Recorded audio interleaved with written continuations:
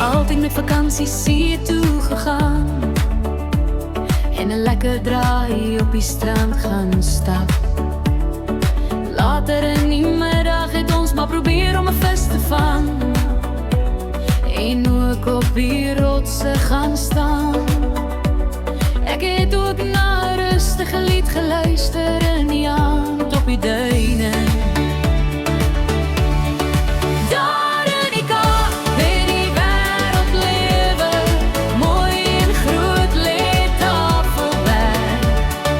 Ver van die stiltes en die vlaktes, by die see is dit altyd mooi. Ek wag altyd vir die skepe om oor die see te kom en op die horison te verskyn.